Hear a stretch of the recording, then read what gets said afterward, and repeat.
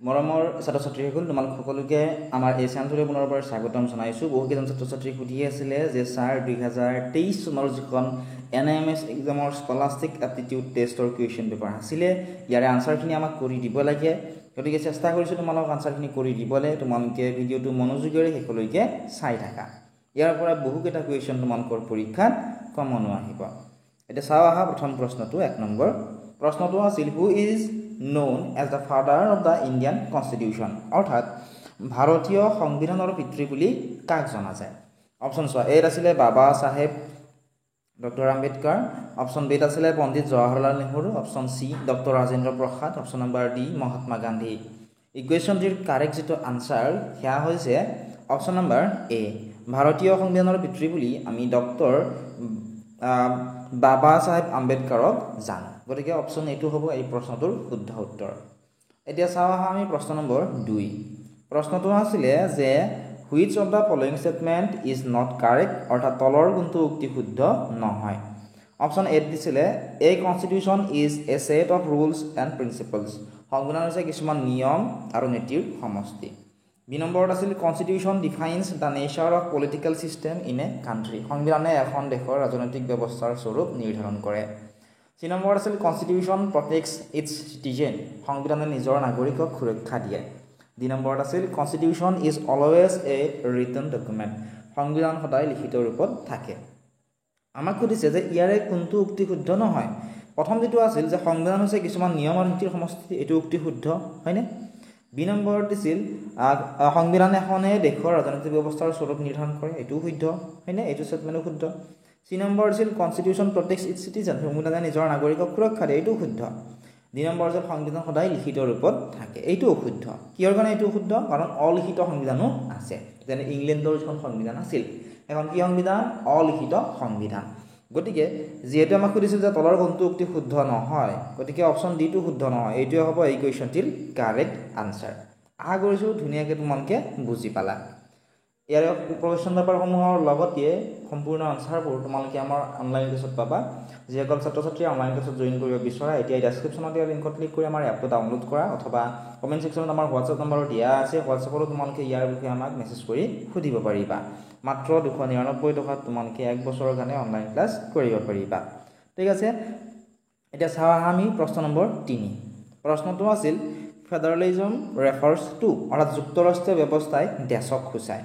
Option A আছিলে N elected government এইটো হ'বনে? এইটো নহয়, এখন নিৰ্বাচিত চৰকাৰক নুসূচায়। ঠিক আছে, এইটো অশুদ্ধ।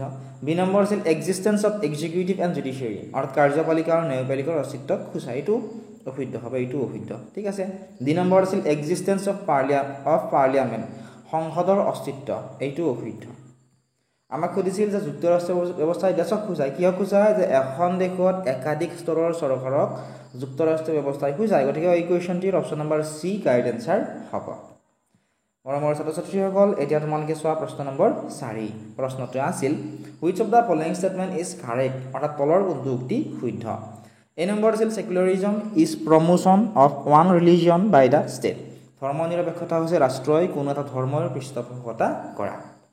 আমাক সুধিছিল যে ইয়াৰে কোনটো উক্তি শুদ্ধ সুধিছে হয়নে। গতিকে আমাক কৈছে যে এই নম্বৰ ধৰ্ম নিৰপেক্ষতা হৈছে ৰাষ্ট্ৰই কোনো এটা ধৰ্মৰ পৃষ্ঠপোষকতা কৰা এইটো উক্তি শুদ্ধ নহয়, এইটো কেনচেল হৈ গ'ল। ঠিক আছে, বি নম্বৰ দিছিল secularism is unification of religion with the state ধৰ্ম নিৰপেক্ষতা হৈছে ৰাষ্ট্ৰৰ সৈতে ধৰ্মৰ একত্ৰীকৰণ কৰা এইটো অশুদ্ধ।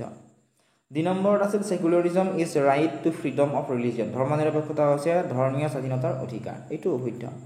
চি নম্বৰ আছিল ধৰ্ম নিৰপেক্ষতা হৈছে ৰাষ্ট্ৰৰ সৈতে ধৰ্মৰ পৃথকীকৰণ কৰা এইটো হৈছে শুদ্ধ। গতিকে অপশ্যন চি কাৰেক্ট এনচাৰ হ'ব। ইয়াৰে অপশ্যন চিত যিটো উক্তি আছে এইটো যিটো ষ্টেটমেণ্ট আছে সেইটো ষ্টেটমেণ্ট বা উক্তি সেইটোৱে হ'ব শুদ্ধ। এতিয়া চাওঁ আহা আমি 5 নম্বৰ প্ৰশ্নটো। প্ৰশ্নটো আছিল we the people of India having solemnly resolve constitute India into a dash complete the sentence as per the preamble of the constitution আমি ভাৰতৰ জনসাধাৰণে ভাৰতবৰ্ষ এখন দেশ হিচাপে প্ৰতিষ্ঠা কৰিম বুলি দেশ সংবিধানৰ প্ৰস্তাৱনা অনুসৰি বাক্যশাৰী সম্পূৰ্ণ কৰা। এই বাক্যটো তোমালোকৰ কিতাপখনতে আছে হয়নে। গতিকে অপশ্যন চোৱা এত আছিলে সাৰ্বভৌম সমাজবাদী স্বাধীন গণতান্ত্ৰিক আৰু গণৰাজ্য এইটো শুদ্ধ হ'বনে? এইটো অশুদ্ধ, এইটো নহ'ব। বি নম্বৰ আছিল সাৰ্বভৌম সমাজবাদী ধৰ্মনিৰপেক্ষ স্বাধীন আৰু গণৰাজ্য, এইটো অশুদ্ধ। চি নম্বৰত আছিল সাৰ্বভৌম সমাজবাদী যুক্তৰাষ্ট্ৰীয় গণতান্ত্ৰিক আৰু গণৰাজ্য, এইটো অশুদ্ধ, হয়নে? গতিকে ডি নম্বৰত আছিল সাৰ্বভৌম সমাজবাদী ধৰ্মনিৰপেক্ষ গণতান্ত্ৰিক আৰু গণৰাজ্য, এইটো শুদ্ধ। ঠিক আছে, যেতিয়া সংবিধানৰ প্ৰস্তাৱনা অনুসৰি আমি অশুদ্ধটো উলিয়াওঁ, অপশ্যন ডি কাৰেক্ট এনচাৰ হ'ব। এতিয়া চাওঁ আহা আমি প্ৰশ্ন নম্বৰ 6। প্ৰশ্নটো আছিল the Barail mountain ranges are situated in, Barail পৰ্বতমালা ডেছত অৱস্থিত। অপশ্যনবোৰ তোমালোকে চোৱাচোন। অপশ্যন এত আছিলে ডিমা হাছাও, অপশ্যন বিত আছিলে বাক্সা, অপশ্যন চিত আছিলে তিনিচুকীয়া, অপশ্যন নম্বৰ ডিত আছিলে চিৰাং। আমি সকলোৱে ইয়াৰ উত্তৰটো জানো, হয়নে? বৰাইল পৰ্বতমালা ক'ত অৱস্থিত? ডিমা হাছাওত অৱস্থিত। গতিকে এই কুৱেশ্যনটিৰ অপশ্যন নম্বৰ এ হ'ব কাৰেক্ট আনচাৰ। এতিয়া চাওঁ আহা আমি প্ৰশ্ন নম্বৰ 7। প্ৰশ্নটো আছিল Arunachal Pradesh is located to the ডেছ, অৰুণাচল প্ৰদেশ ডেছত অৱস্থিত। অপশ্যন এত আছিলে নৰ্থ অফ আছাম, অসমৰ উত্তৰ দিশত। অপশ্যন বিত আছিলে ইষ্ট অফ আছাম, অসমৰ পূব দিশত। অপশ্যন চিত আছিলে বোথ এ এণ্ড বি, আৰু এ আৰু বি দুয়োটাতে। অপশ্যন ডিত আছিলে নান অফ দ্য এব, ওপৰৰ কোনোটিও নহয়। তে অৰুণাচল প্ৰদেশ ক'ত অৱস্থিত? Arunachal Pradesh option C correct answer হ'ব, অসমৰ উত্তৰ আৰু পূব দিশত অৱস্থিত। গতিকে অপশ্যন চিত যিহেতু বোথ এ এণ্ড বি দিয়া আছে, গতিকে এইটোৱে কাৰেক্ট এনচাৰ হ'ব, অপশ্যন নম্বৰ চি। ঠিক আছে, আশা কৰিছোঁ তোমালোকে বুজি পাইছা। এতিয়া চাওঁ আহা আমি প্ৰশ্ন নম্বৰ 8। প্ৰশ্নটো আছিল which of the following statement is correct, তলৰ কোনটো উক্তি শুদ্ধ? এ নম্বৰ ষ্টেটমেণ্টটো আছিল Dibru Saikhowa national park is located on the north bank of the Brahmaputra, Dibru Saikhowa ৰাষ্ট্ৰীয় উদ্যান ব্ৰহ্মপুত্ৰৰ উত্তৰ পাৰত অৱস্থিত। ইয়াৰে এইটো উক্তি শুদ্ধ নহয়, এইটো অশুদ্ধ উক্তি। ঠিক আছে। বি নম্বৰটো দিছিলে কাজিৰঙা ৰাষ্ট্ৰীয় উদ্যান ব্ৰহ্মপুত্ৰ নদীৰ উত্তৰ পাৰত অৱস্থিত, এইটো উক্তি কিন্তু শুদ্ধ।